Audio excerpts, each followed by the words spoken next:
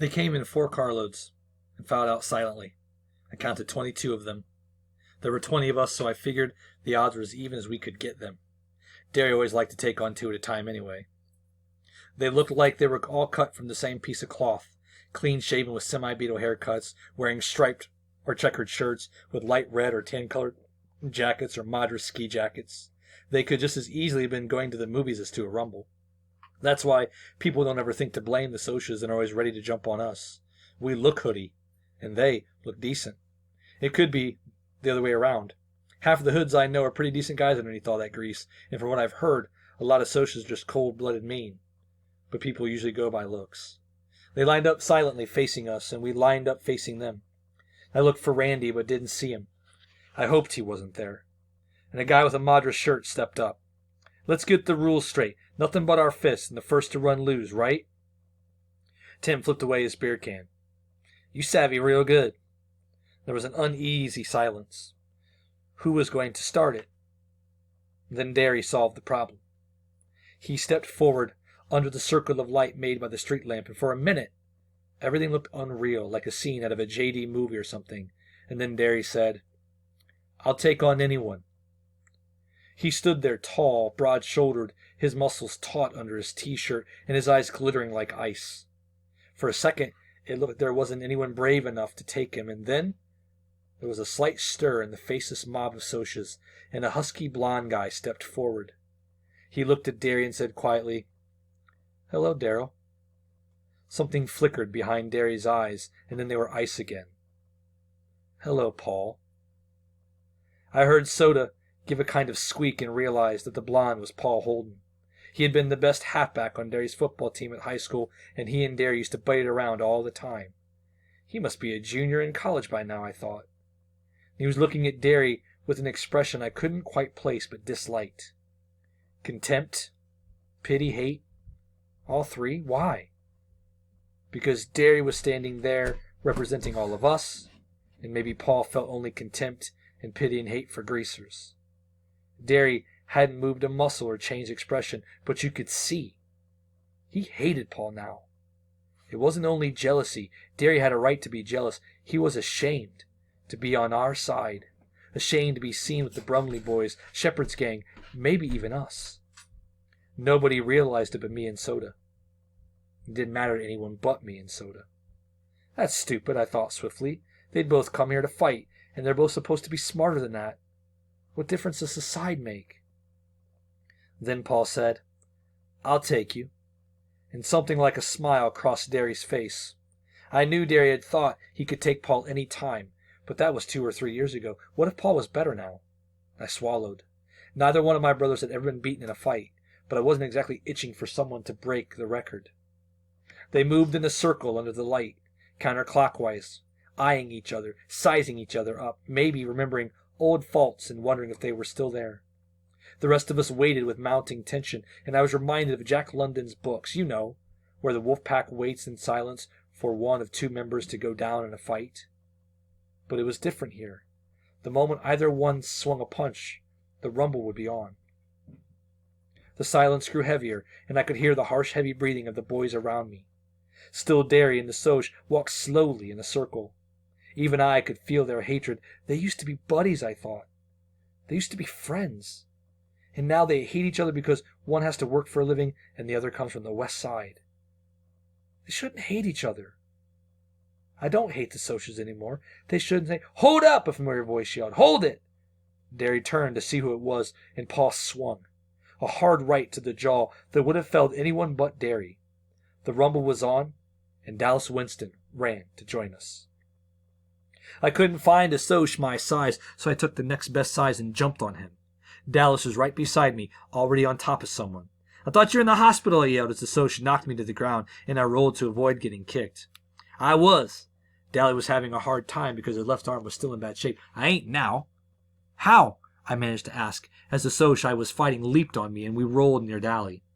"Talked the nurse into it with 2-bit switch. Don't you know a rumble ain't a rumble unless I'm in it?" I couldn't answer because the Soc who was heavier than I took him for had me pinned and was slugging the sense out of me. I thought dizzily that he was going to knock some of my teeth loose or break my nose or something, and I knew I didn't have a chance. But Derry was keeping an eye out for me. He caught that guy by the shoulder and half lifted him up before knocking him 3 feet with a sledgehammer blow. I decided it would be fair for me to help Dally since he could use only one arm. They were slugging it out, but Dallas was getting the worst of it. So I jumped on his Socha's back, pulling his hair and pounding him. He reached back and caught me by the neck and threw me over his head to the ground. Tim Shepard, who was fighting two at once, accidentally stepped on me, knocking my breath out.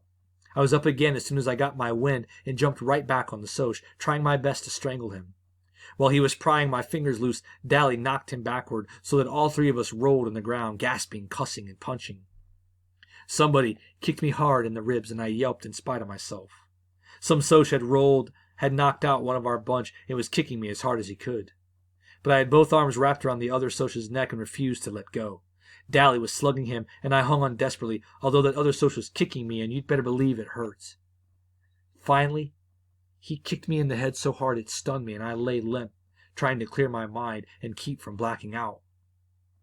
I could hear the racket, but only dimly through the buzzing in my ears. Numerous bruises along my back and on my face were throbbing, but I felt detached from the pain, as if it wasn't really me feeling it. "They're running!" I heard a voice yell joyfully. "Look at the dirty run!" It seemed to me that the voice belonged to Two-Bit, but I couldn't be sure. I tried to sit up and saw that the Sochas were getting into their cars and leaving. Tim Shepard was swearing blue and green because his nose was broken again, and the leader of the Brumley boys was working over one of his own men because he'd broken the rules and used a piece of pipe in the fighting. Steve lay doubled up and groaning about 10 feet from me. We found out later he had 3 broken ribs. Soda Pop was beside him, talking in a low, steady voice. I did a double take when I saw Two-Bit, blood streaming down one side of his face, one hand busted wide open. But he was grinning happily because the Sochas were running. "We won," Derry announced in a tired voice. He was going to have a black eye, and there was a cut across his forehead. "We beat the Sochas." Dally stood beside me quietly for a minute, trying to grasp the fact that we had really beaten the Sochas. Then grabbing my shirt, he hauled me to my feet. "Come on!" He half dragged me down the street. "We're going to see Johnny." I tried to run but stumbled, and Dally impatiently shoved me along. "Hurry! He was getting worse when I left. He wants to see you." I don't know how Dallas could travel so fast and hard after being knocked around and having a sore arm hurt some more, but I tried to keep up with him. Track wasn't ever like the running I did that night. I was still dizzy and had only a dim realization of where I was going and why. Dally had Buck Merrill's T-Bird parked in front of our house, and we hopped into it. I sat tight as Dally roared the car down the street. We were on 10th when a siren came behind us, and I saw the reflection of the red light flashing in the windshield. "Look sick," Dally commanded. "I'll say I'm taking you to the hospital, which will be truth enough." I leaned against the cold glass of the window and tried to look sick, which wasn't too hard, feeling the way I did right then. The policeman looked disgusted. "All right, buddy, where's the fire?" "The kid." Dally jerked a thumb toward me. "He fell over on his motorcycle and I'm taking him to the hospital." I groaned, and it wasn't all fake out. I guess I looked pretty bad too, being cut and bruised like this. The fuzz changed his tone. "Is he real bad? Do you need an escort?" "How would I know if he's bad or not? Ain't no doc. Yeah, we could use an escort." And as the policeman got back into his car, I heard Dally hiss, "Sucker!" With the siren ahead of us, we made record time getting to the hospital. All the way there, Dally kept talking and talking about something, but I was too dizzy to make most of it. I was crazy, you know that, kid? Crazy for wanting Johnny to stay out of trouble, for not wanting him to get hard. If he'd been like me, he'd never been in this mess. If he got smart like me, he'd never run into that church. That's what you get for helping people. Editorials in the paper and a lot of trouble. You better wise up, Pony. You get tough like me and you don't get hurt. You look out for yourself and nothing can touch you. He said a lot more stuff, but I didn't get it all. I had a stupid feeling that Dally was out of his mind the way he was raving on and on, because Dallas never talked like that, but I think now I would have understood if I hadn't been sick at the time. The cop left us at the hospital as Dally pretended to help me out of the car. The minute the cop was gone, Dally let go of me so quick I almost fell. "Hurry!" We ran through the lobby and crowded past people into the elevator. Several people yelled at us, I think because we were pretty racked up looking, but Dally had nothing on his mind except Johnny, and I was too mixed up to know anything, but I had to follow Dally. When we finally got to Johnny's room, the doctor stopped us. "I'm sorry, boys, but he's dying." "We got to see him," Dally said, and flicked out Two-Bit's switchblade. His voice was shaking. We're going to see him, and if you give me any static, you'll end up on your own operating table. The doctor didn't bat an eye. You can see him, but it's because you're his friends, not because of that knife. Daly looked at him for a second, then put the knife back in his pocket. We both went into Johnny's room, standing there for a second, getting our breath back in heavy gulps. It was awful quiet. It was scary quiet. I looked at Johnny. He was very still, and for a moment I thought in agony, he's dead already, we're too late. Daly swallowed, wiping the sweat off his upper lip. Johnny Cake, he said in a hoarse voice. Johnny. Johnny stirred weakly, then opened his eyes. Hey, he managed softly. We won, Daly panted.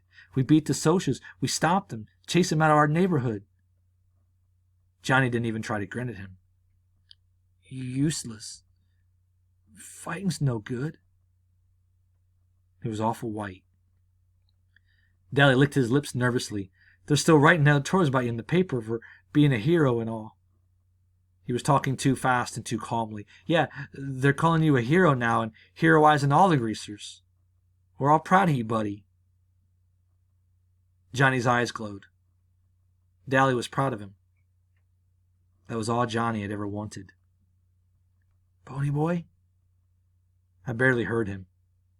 I came closer and leaned over to hear what he was going to say. Stay gold, Pony Boy. Stay gold. The pillow seemed to sink a little, and Johnny died. You read about people looking peacefully asleep when they're dead, but they don't. Johnny just looked dead, like a candle with the flame gone. I tried to say something, but I couldn't make a sound. Daly swallowed and reached over to push Johnny's hair back. Never could keep that hair back. That's what you get for trying to help people, you little punk. That's what you get. Whirling suddenly, he slammed back against the wall. His face contracted in agony, and sweat streamed down his face. Damn it, Johnny, he begged, slamming one fist against the wall, hammering it to make it obey his will. Damn it, Johnny, don't die. Please, don't die. He suddenly bolted through the door and down the hall.